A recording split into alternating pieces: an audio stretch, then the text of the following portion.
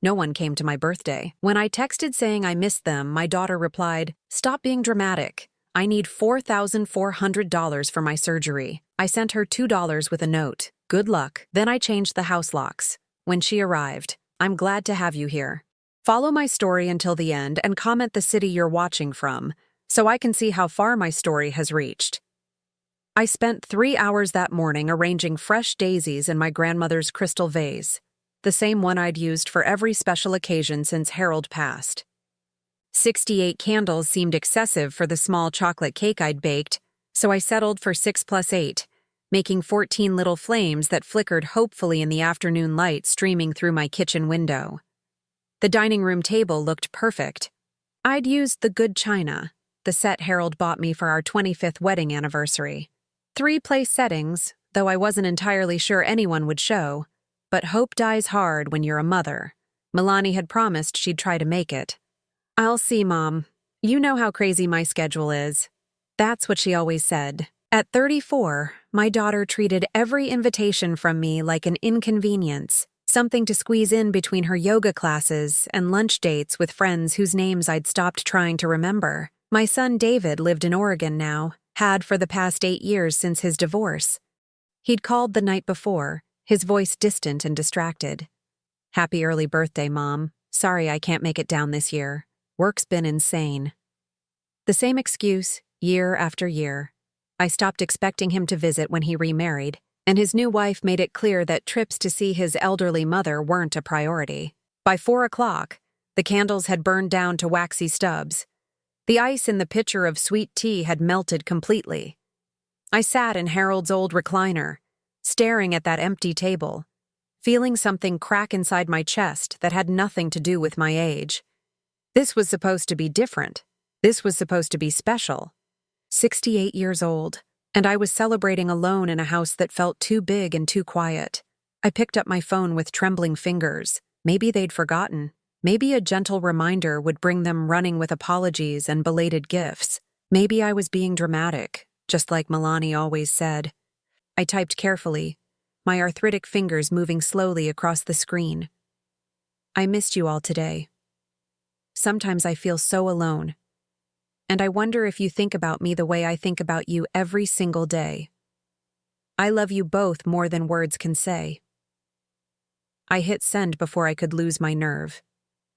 David's response came first, 20 minutes later. "Sorry, Mom. Got your message. Work emergency today. We'll call soon." But it was Milani's reply that stopped my heart. "Mom, stop being so dramatic. I need $4,400 for my breast augmentation. The consultation is next week and I need the deposit." I read it 3 times before the words sank in. $4,400 for plastic surgery. On the day I'd sat alone at my birthday table, wondering if my own children cared whether I lived or died, I walked to my purse with steady steps, pulled out my checkbook, and wrote a check for exactly $2. I folded it carefully inside a piece of my good stationery and wrote, "Good luck with everything, sweetheart. This should cover your needs perfectly." The locksmith arrived an hour later. Carlos had changed my locks twice before, once when Harold got confused about his keys during his last months, and again after my neighbor's house was broken into. He was a kind man who didn't ask questions when I told him I needed all the locks changed immediately. "You sure about this, Mrs. Bennett?" he asked as he worked on the front door. "Once I'm done, anyone with the old keys won't be able to get in." "I'm very sure," I said, watching him install the new deadbolt. For the first time all day, I felt like I was taking control of something. 2 hours after Carlos left, I heard the familiar sound of Milani's BMW pulling into my driveway. Her car door slammed with the force of someone who was already angry, and her high heels clicked aggressively against the walkway I'd swept clean that morning for guests who never came.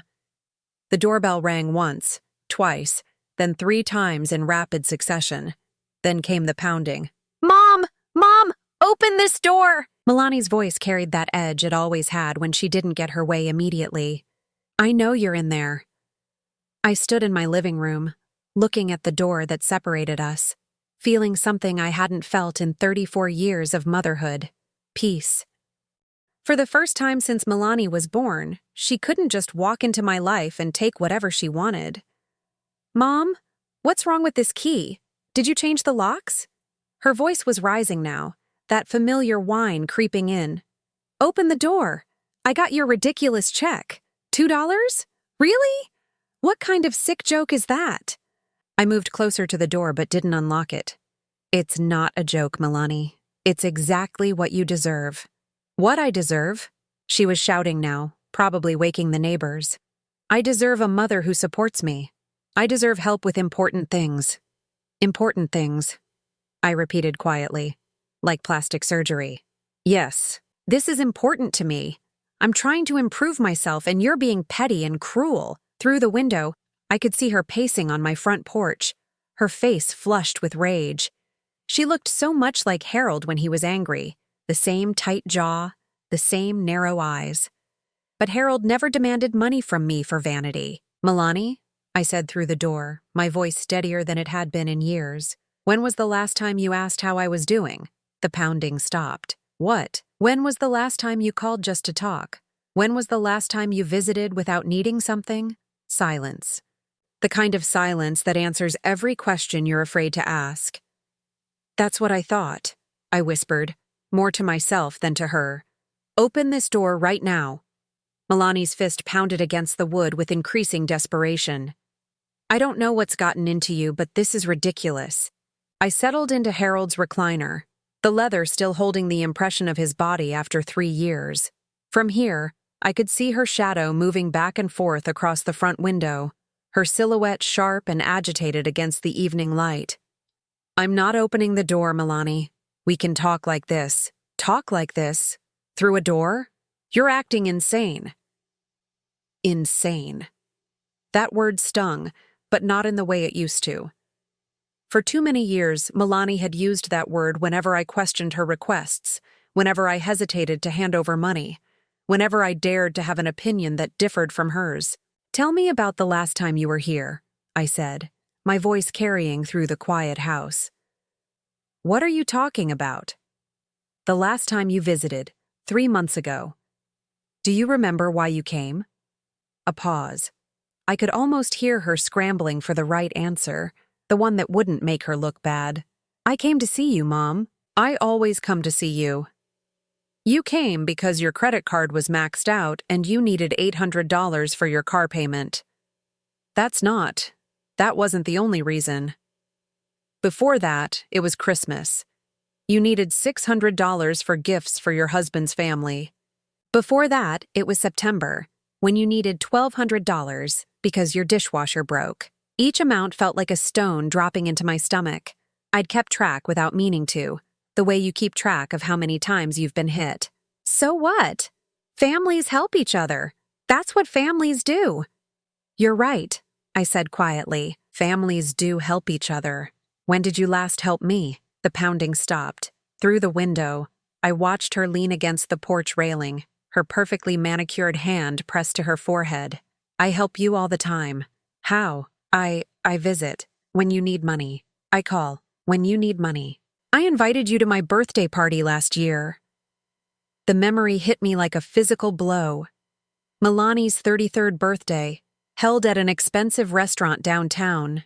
I'd driven 40 minutes in traffic, wearing my best dress, carrying a gift I'd spent weeks selecting.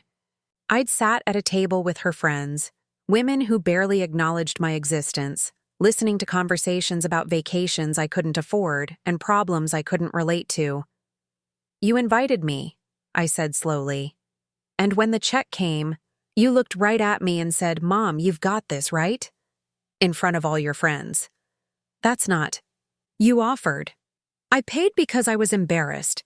Because you put me in a position where I couldn't say no without looking like a terrible mother. You are a terrible mother. The words exploded from her, raw and ugly. You were never there when I needed you. You worked all the time. You never came to my school events. You never cared about what I wanted. The accusations hung in the air between us, familiar and worn from years of use. But tonight, they felt different. Tonight, I heard them clearly for what they were. I worked 3 jobs to keep food on our table after your father died, I said. You were 12, Milani. I worked those jobs so you could stay in your school, so you could keep your friends, so you wouldn't have to move to a smaller house in a different neighborhood. Other mothers made it work. Other mothers had help. Other mothers had family money, or remarried, or had life insurance policies that covered more than just the funeral. I stood up, walking closer to the door, my hand resting on the cool wood between us. I missed your school play when you were 14 because I was working a double shift at the diner to pay for your braces. I missed your graduation party because I was cleaning offices until 2 in the morning to save money for your college fund. You always have an excuse. I have reasons, Milani. There's a difference. Through the window, I could see her crying now, but they weren't the soft tears of someone who was sorry. They were the angry tears of someone who wasn't getting their way. I needed a mother who was present, and I needed a daughter who understood that I was doing my best. Your best wasn't good enough. The words should have devastated me. 6 months ago, they would have. But sitting alone at my birthday table today, watching those candles burn down to nothing, something had shifted inside me. You're right, I said simply. My best wasn't good enough. But it was all I had. So what now? You're just going to shut me out? Never talk to me again? I walked to my desk in the corner of the living room, the one where I paid bills and wrote checks and kept track of all the money that flowed out of my accounts and into hers. I pulled out the bottom drawer, the one I hadn't opened in months, and stared at what was inside. Bank statements, credit card bills, receipts. All the evidence of a pattern I'd been too loving, too hopeful, too stupid to see clearly. Milani, I said, my voice carrying a strange calm. Do you remember when you bought your house? What does that have to do with anything? Do you remember who gave you the down payment? Silence. $15,000. From the money I'd saved for my own retirement. You said it was a gift. It was. Just like the $8,000 I gave you for your wedding. Just like the $5,000 for your husband's business loan. Just like the $3,000 for your kitchen renovation. I pulled out a calculator. The old one Harold used to use for taxes and started adding. The numbers made my hands shake. $31,000, Milani. In 5 years. I never asked you to keep track. I never meant to. But tonight, sitting here alone, I started remembering. And when I remembered, I started calculating. I walked back to the door, closer now, my voice dropping to barely above a whisper. And you know what I realized? What? I realized that in all those years, with all that money, you never once said thank you. The silence outside had stretched for nearly 10 minutes. I peered through the curtain and saw Milani sitting on my porch steps, her head in her hands, her shoulders shaking. For a moment, just a moment, I felt that familiar tug of maternal instinct, the urge to comfort her, to fix whatever was wrong. Then I remembered the birthday cake sitting untouched on my kitchen counter and stayed where I was. Mom, her voice came through the door, smaller now, less demanding. Can we please talk about this like adults? We are talking. I mean face to face. Please. I almost gave in. Almost. But something made me walk back to that desk drawer instead, to those bank statements I'd been studying. Something told me there was more to discover, more pieces of a puzzle I'd been too trusting to see. I pulled out the folder where I kept important documents, insurance papers, Harold's old business records, the deed to the house, and there, tucked behind everything else, was the envelope I'd forgotten about. The envelope from Coastal Properties, dated 6 months ago. My hands trembled as I opened it. Inside was a letter I'd never seen before, addressed to me but clearly opened and resealed. The letterhead made my vision blur. Notice of property sale completion. Property sale completion, I whispered, reading the words that didn't make sense. According to the letter, the beach house in Myrtle Beach had been sold 6 months ago for $235,000. The beach house Harold and I had bought 30 years ago with his inheritance from his mother. The beach house where we'd spent every summer until he got too sick to travel. The beach house I'd planned to leave to my children someday. The beach house that, according to this letter, I had supposedly sold. But I hadn't sold anything. My signature was there at the bottom of the attached forms, but something about it looked wrong. Too neat. Too careful. Nothing like my actual handwriting, which had gotten shakier over the years. Milani. My voice came out as a croak. Yes? Mom, please, can we just... Did you sell the beach house? The silence was answer enough. Milani, did you sell my beach house? Mom, I can explain. You forged my signature. It wasn't a question. The pieces were falling together now, each one hitting me like a physical blow. You sold my house and forged my signature. It wasn't like that. Then what was it like? I pressed my back against the door, sliding down until I was sitting on the floor. Explain to me what it was like. You never went there anymore. It was just sitting empty, and the taxes were killing you. The taxes were $300 a year. The maintenance, I paid Tommy Henderson $50 a month to check on it. Mom, you don't understand. I understand perfectly. My voice was getting stronger now, fed by a rage I'd never allowed myself to feel. You stole my house. You stole $235,000 from me. I was going to tell you. When? When were you going to tell me that you'd stolen $250,000? I heard her sobbing now, the kind of crying that comes when you know you've been caught in something unforgivable. I needed the money. For what? For plastic surgery? For your kitchen renovation? For your husband's business that failed anyway? For everything. For life. You don't know how expensive everything is.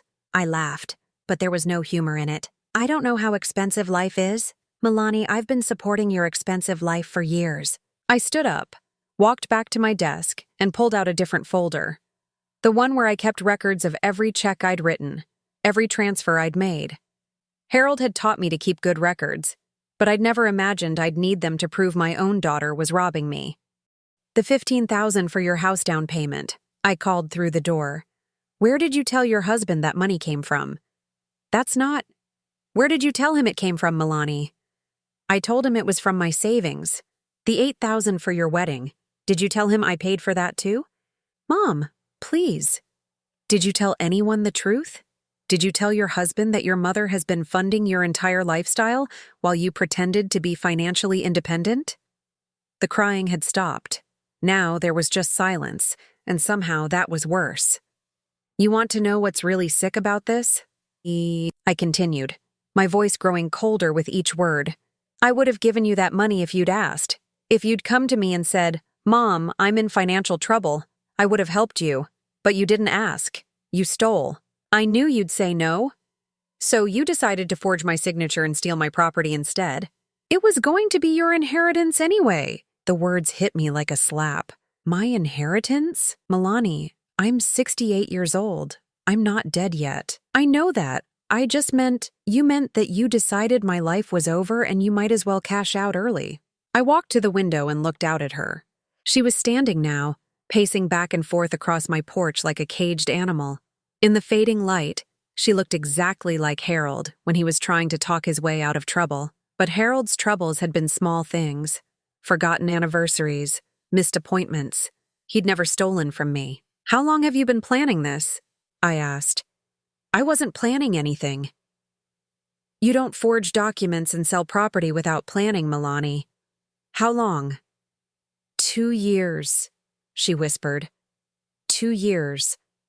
While I was giving her money for emergencies that weren't really emergencies, while I was helping her pay for things she claimed she couldn't afford, while I was sitting alone on birthdays and holidays, grateful for whatever scraps of attention she threw my way. What else? I asked. What do you mean? What else have you taken? What else have you forged? What other lies have you told? Nothing. Just the house, I swear. But I was already walking back to the filing cabinet, pulling out more folders, looking for things I'd missed. Bank statements I hadn't read carefully enough, documents I'd signed without studying, trust forms and insurance papers and account authorizations, and there it was. The power of attorney form I'd signed last year when I had my gallbladder surgery. I'd given Milani temporary power of attorney in case something went wrong during the operation, in case I couldn't make decisions for myself. The form was supposed to have been terminated when I recovered.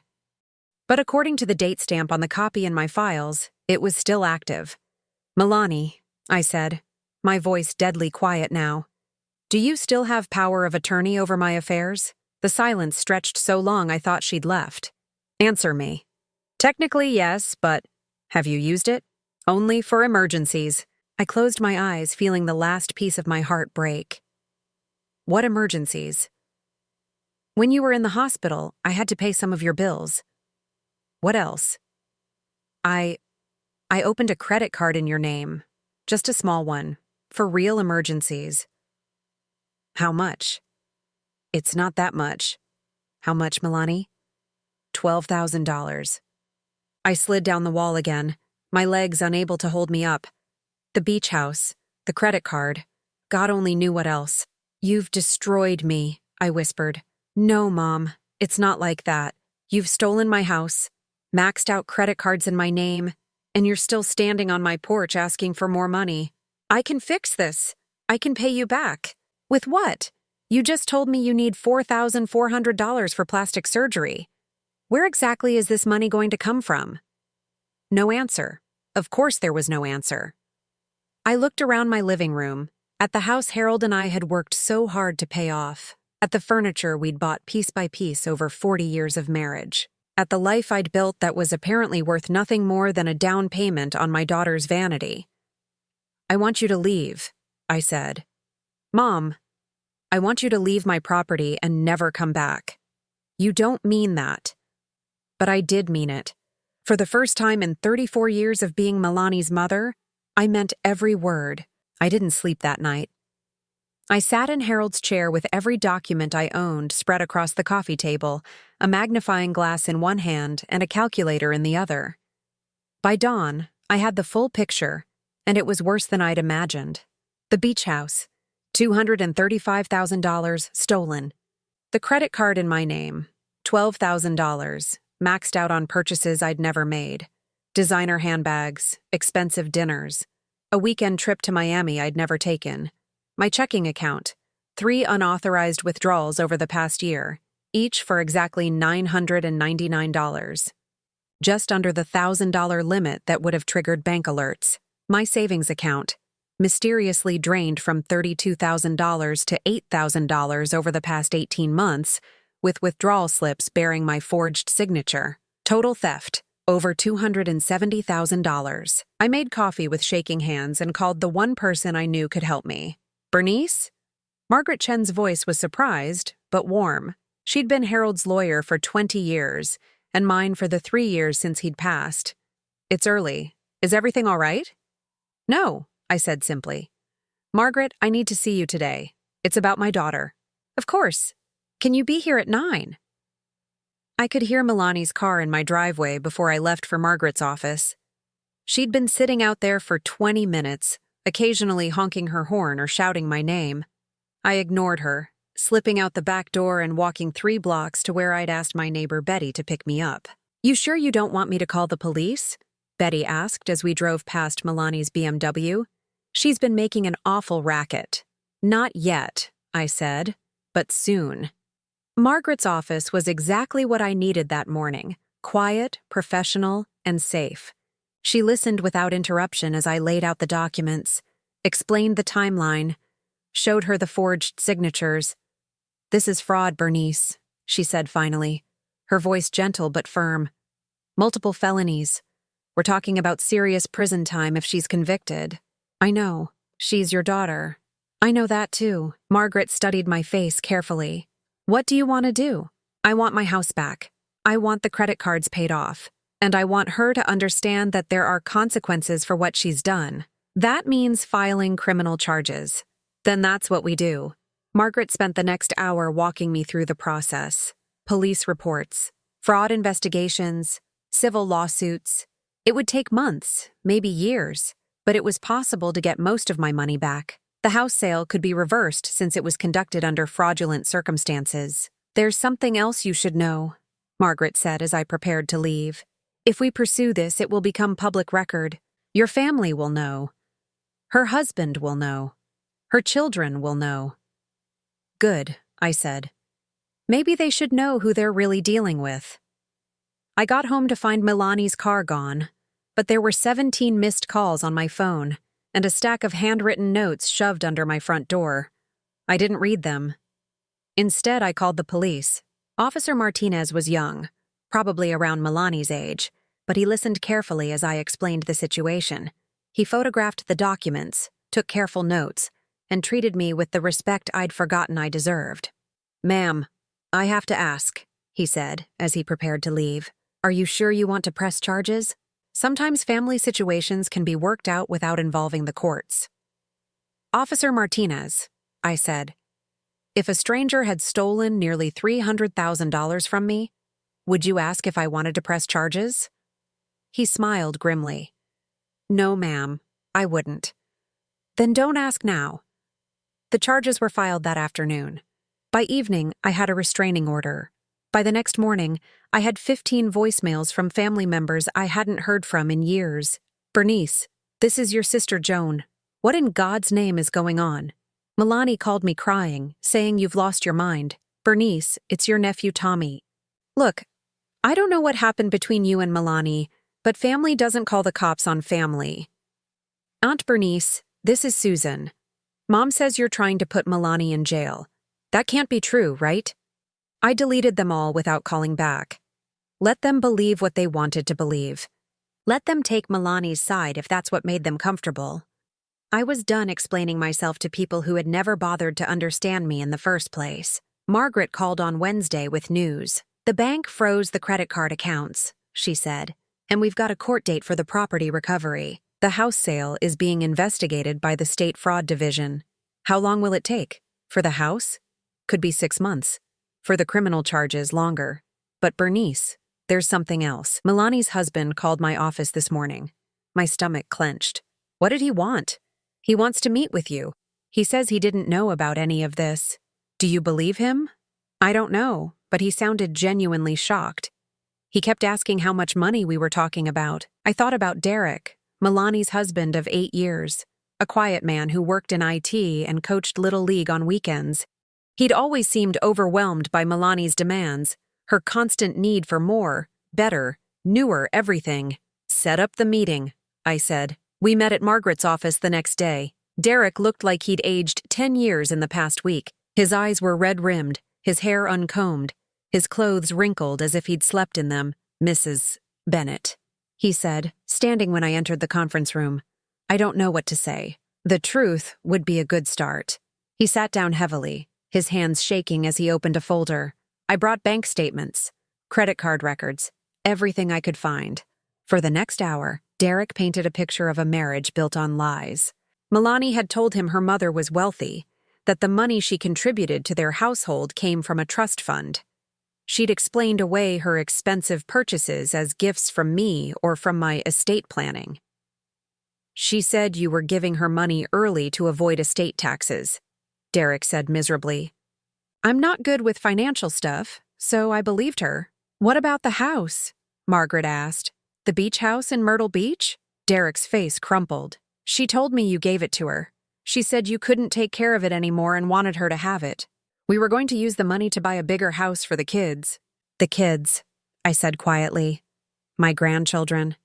8-year-old Emma and 5-year-old Jake, who called me Grandma Bernice and drew me pictures with crayon hearts." "They don't know," Derek said quickly. "I haven't told them anything. But Bernice, if this goes to trial, if Milani goes to prison—" "That's not my responsibility," I said, but my voice was softer than I'd intended. I know you don't owe us anything. But those kids, they love you. And I had no idea what she was doing. I would have stopped her if I'd known." I studied his face, looking for signs of deception, for the practiced manipulation I'd seen so often in Milani. But Derek just looked broken. "What do you want from me?" I asked. "I want to help you get your money back.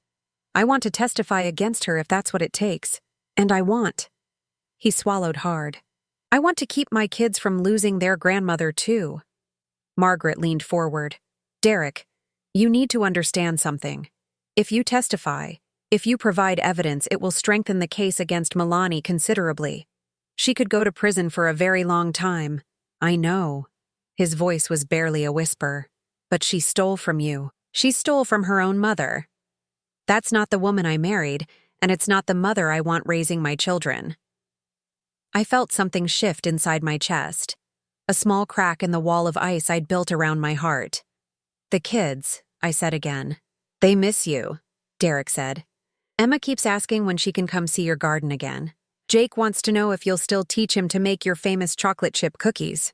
I closed my eyes, remembering tiny hands covered in flour, giggling voices asking for just one more cookie. They were innocent in all this. They didn't deserve to lose their grandmother because their mother was a thief. Margaret, I said finally, if Derek cooperates, if he provides evidence and testimony, can we structure a plea agreement that includes restitution but avoids prison time? Margaret nodded slowly. It's possible. Not guaranteed, but possible. I looked at Derek, at this man who was willing to destroy his marriage to do the right thing. All right, I said. Let's see what kind of mother Milani really wants to be. The call came on a Tuesday morning, 3 weeks after Derek's confession. I was watering my tomato plants when my phone rang, Margaret's name flashing on the screen. She wants to talk, Margaret said without preamble. Milani's lawyer called. She's ready to negotiate. I set down my watering can and sat heavily on my garden bench. What changed her mind?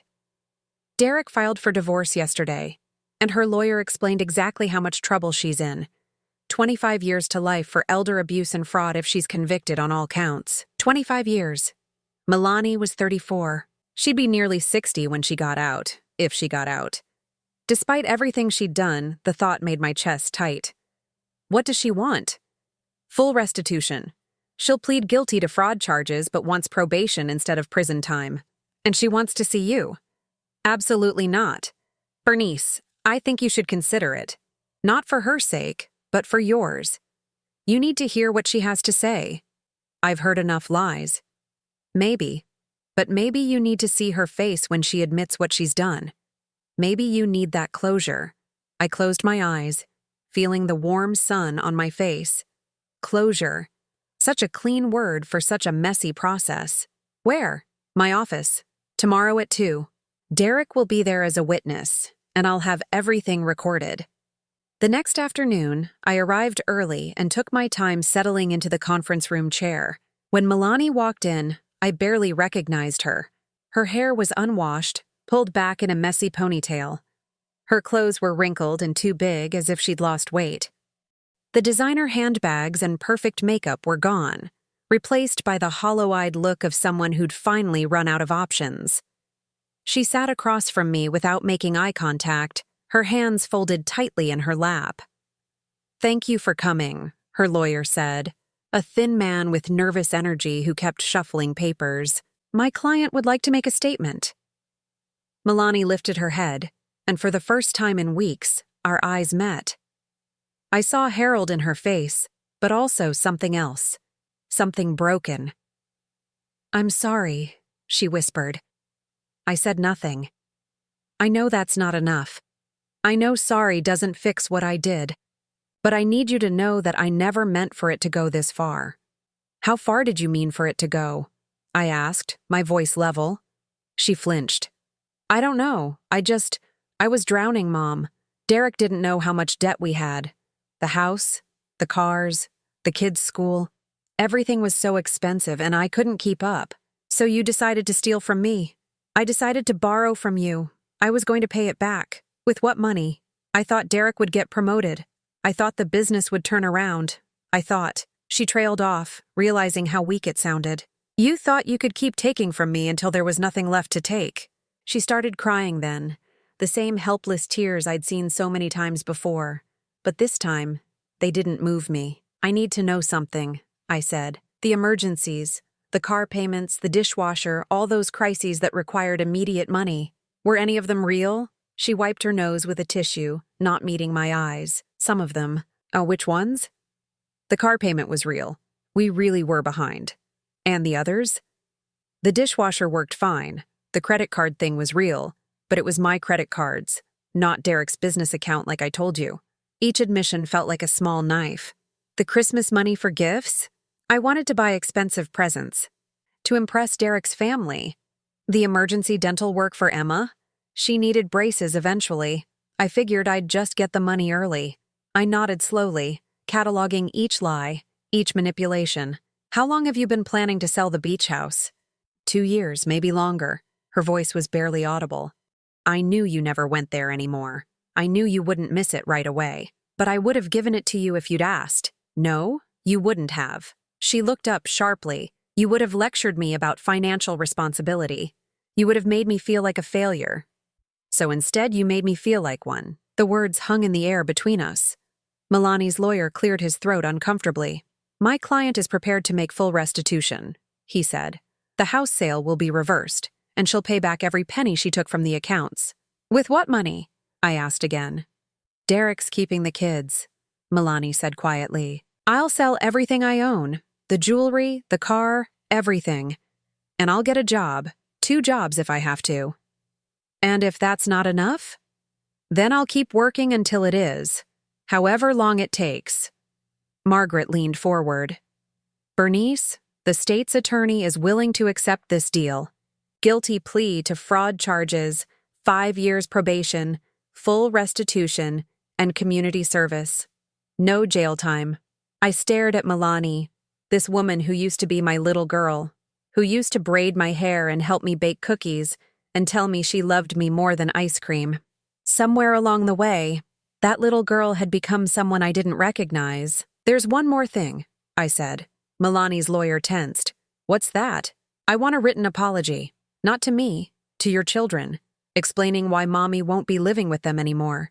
Explaining that Mommy made some very bad choices and hurt Grandma Bernice very badly. You can't ask her to do that, the lawyer protested. I can ask for anything I want. She doesn't have to agree. Milani was quiet for a long time, staring at her hands. When she finally spoke, her voice was hollow. Will you let me see them? The kids? That's between you and Derek. Will you let them see you? The question caught me off guard. In all of this, I hadn't thought about Emma and Jake, about what this would mean for my relationship with them. They're innocent in this, I said carefully. So you'll still be their grandmother? I looked at her then, really looked at her, and saw something I hadn't expected. Fear. Not fear of prison or financial ruin, but fear that she'd destroyed her children's relationship with the one person who'd always loved them unconditionally. Yes, I said quietly. I'll still be their grandmother. For the first time since she'd walked into the room, Milani smiled. It was a broken smile, full of regret and loss, but it was genuine. Thank you, she whispered. Don't thank me yet, I said, standing up. You haven't earned forgiveness. You've just avoided prison. I walked to the door, then turned back one last time. Milani? Yes? The next time you need help, try asking instead of stealing. You might be surprised by the answer. I left her sitting there, surrounded by lawyers and papers and the ruins of the life she'd built on lies. For the first time in months, I felt something that wasn't anger or hurt or betrayal. I felt free. 6 months later, I stood on the deck of my beach house, watching the sunrise paint the Atlantic in shades of gold and pink. The house was mine again, legally and completely. Milani had signed over the deed without protest, one of the first steps in her restitution plan. The morning air was crisp for September, carrying the salt smell that had always meant peace to me. Harold and I had spent our happiest years here, and now it felt like coming home to myself. My phone buzzed with a text from Derek. Kids want to know if they can come help with your garden this weekend. I smiled, typing back. Tell them to bring their old clothes. The tomatoes need picking. It had taken Emma and Jake a few months to understand why Mommy lived in an apartment across town now instead of in their house.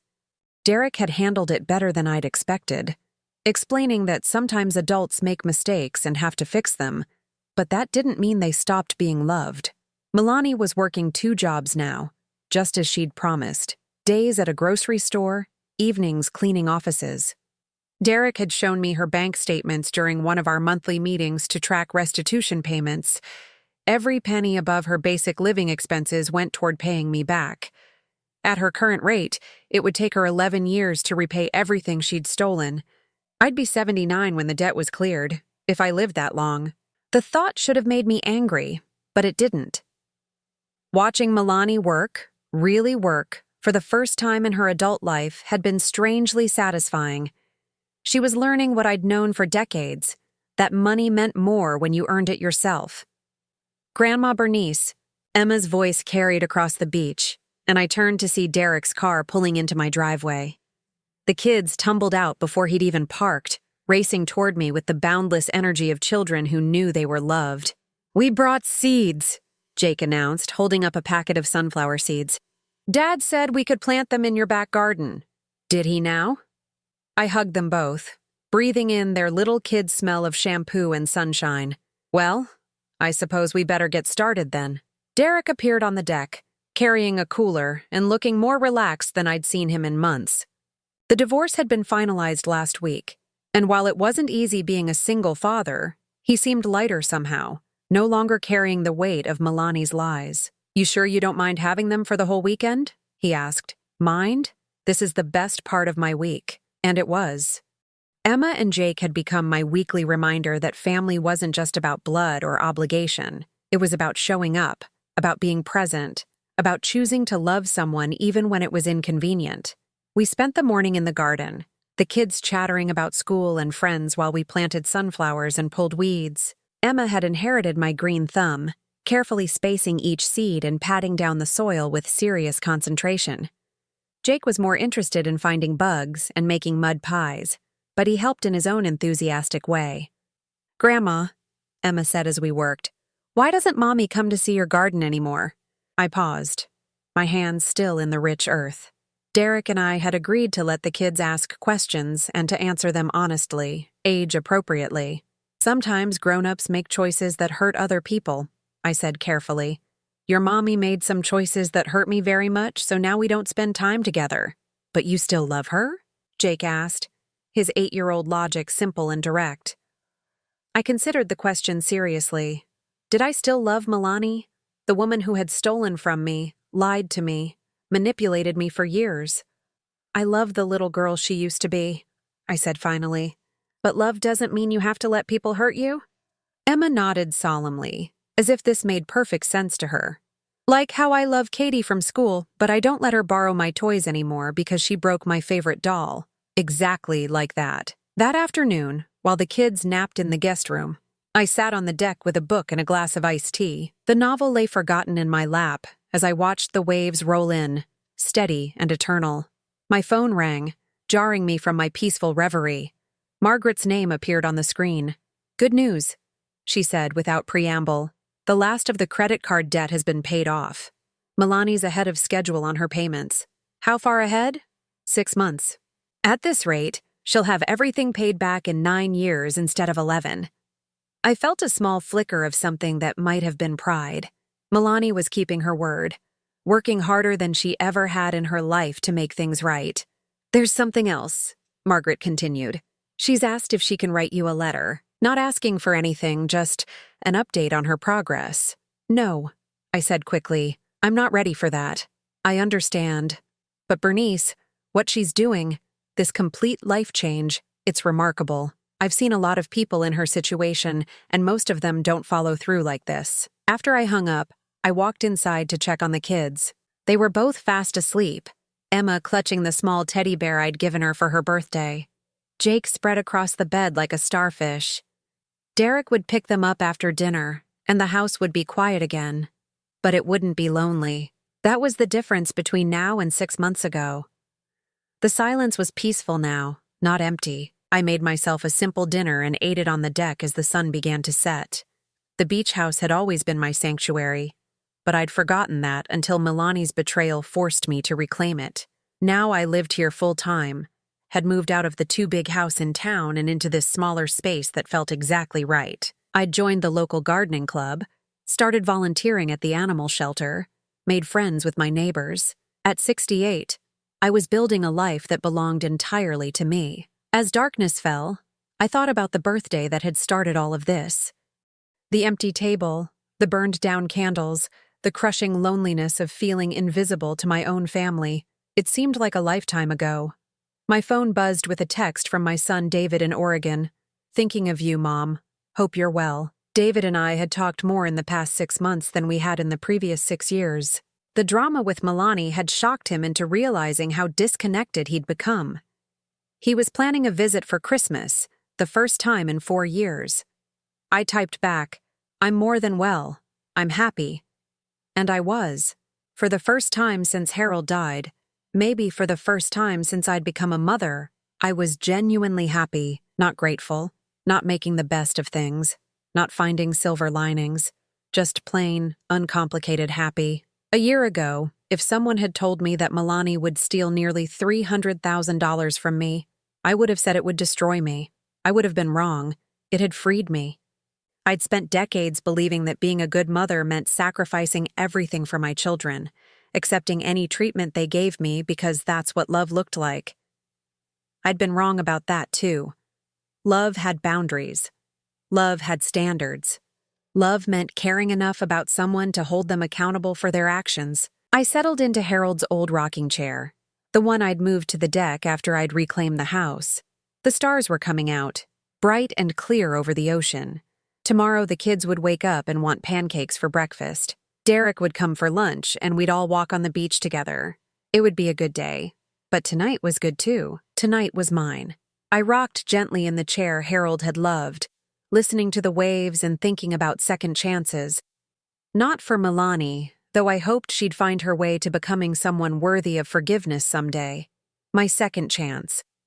The one I'd given myself when I finally stopped begging for scraps of love and started demanding the respect I deserved.